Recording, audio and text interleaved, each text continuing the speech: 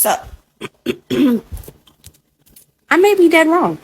I could possibly be dead wrong for this.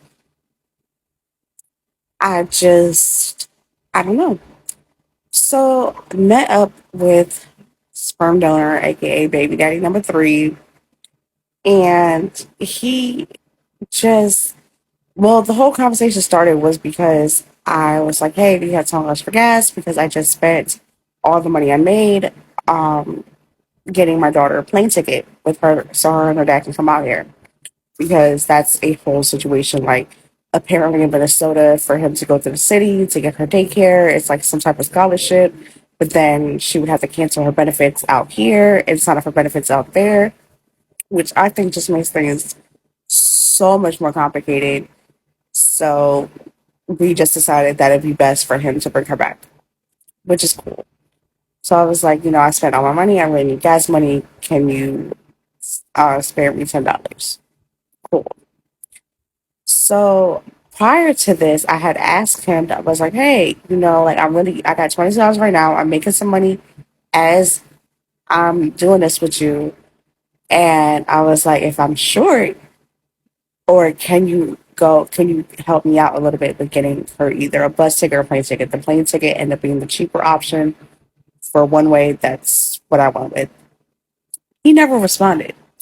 I sent him texts about like clothes I've seen, about like strollers and car seats I've seen. Never responded to any of it. Mind you, our last conversation, he asked what I had, and at the time I had nothing. Well, correction, I had diapers and wipes, but I didn't have like a car seat. I didn't have a bed for her to sleep in. Now I do. I have a car seat, and she has somewhere to sleep. So when I went to go get the, just hey, what's going on? Haven't heard from you. You okay? What's going on with you? Da da da.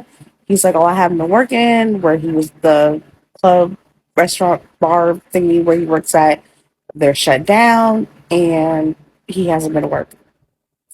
Okay, cool. You're literally sitting in the house with no lights on. Like it's pitch black, almost pitch black in the house. So then he brought up the fact. I was like, yeah, I would ask you if you wanted to ride with me because it is a 4.5 hour drive to go to from Jacksonville to Atlanta airport, and that's just one way, and then it's 4.5 hours to come back. But I was like, I know how you feel about being in the same space as my other kids' dads, which makes no fucking sense. We all grown, we should all be grown or whatever. He was like, yeah, you had no right to ask me to help you bring your baby daddy here. I was like, but it's not about him at the end of the day. It's about my daughter. So you're always talking about how you would do this, and that, and a third for her, and you're this better parent, even though your kids treat you literally as an ATM and don't respect you, but whatever. So that spiraled into like a whole heated argument. I was cussing him out outside the door. Um, I told him that's why he's going to unalive by himself because, like, I really said some hurtful things. Like, I'm not going to lie, I said some hurtful things.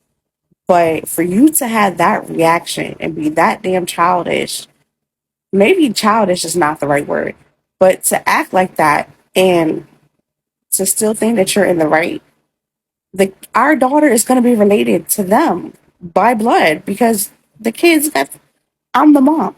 Like, what the hell do you think? Like, come on now. Be so for real. They're going to spend holidays together, birthdays together, special events together. Be so for real. At some point in time, you're going to be in the same room as their dad if their dad shows up. They don't do as much as I want them to do, but they show up. He was like, oh, for Jews who don't do nothing. I was like, they don't do what I want them to do, but they do what they can. I give them credit for the stuff they do. And what they don't do, that's fine. That's 100% okay. They don't have to do everything. I got it. If I need help, I got it. So, but I'm like, as it is right now, you haven't gotten jack for our daughter. You say talk about you gonna clean up the second room. For what? I look like a bad mother if I let our daughter go to you knowing that you're not taking care of your health issues. Your doctor's been trying to get you in the hospital, and I left you alone with our daughter. who can't talk, can't walk, none of that because she's a baby. I would be looked at as a bad parent for doing that because I know that you got health issues that you're not taking care of. So I'm like, besides the whole breastfeeding thing, you should know that you don't take care of your health issue. Your doctor's been trying to get you to the hospital probably for months. At the time that I was made aware, it's been a few weeks, but probably for months. And you keep telling myself, oh, I need to make money. You can't make money if you're unalived. It's just, and then now you're saying you're out of work. You've been out of work for the past week or whatever. Why didn't you go get checked out like your doctor wants you to? You're not making money. You're sitting at home. Go take care of your business. What's the excuse now? Oh, you just don't want to take care of your health. But whatever. And all that spiraled out of me just saying, yeah, I would ask you, but I already know how you feel about that. I didn't even ask you. Although it would be nice to have somebody to ride with me, it's going to be crowded coming back. But, that's, I'm like, you got so out of pocket for what? Like, you went so left for what? Like, that don't even make no damn sense at all. Like, I see why your nickname is Big Baby, because you act like a damn baby. Ain't no grown man should call himself Big Baby. There's a reason why your name is Big Baby, because you act like a damn baby. You act so immature to be 48. You don't want to take care of your health. That's fine. But whatever past trauma, past issues you got, don't push that out on nobody else. That ain't nobody else's fault but yours. You should have got some help for that. And you know you need help, but you don't want to get help. That's the sad part about it. I know I'm fucked. I know I'm messed up. But I still try not to push that on other people. I don't have it all together. I never claimed to have it all together. But I still don't try to push my issue on other people. Yeah, sometimes I may like have an outburst here and there, but I don't take that on other people.